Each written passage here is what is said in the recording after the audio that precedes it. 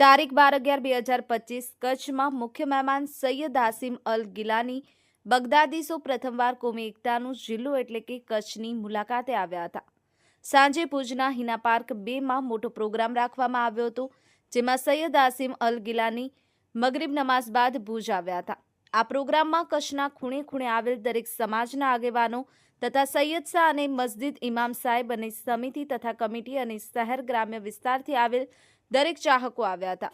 આ પ્રોગ્રામની શરૂઆત નાત શરીફ અને દુઆએ ખેર કરવામાં આવી હતી. પછી ન્યાઝનું આયોજન કરવામાં આવ્યું હતું અને દરેક આગેવાન અને પત્રકારનો પણ સાલ દ્વારા સન્માન કરવામાં આવ્યો હતો. આ પ્રોગ્રામને માન આપી અને આયોજન શાંતિથી પૂર્ણ કરવામાં આવ્યો હતો.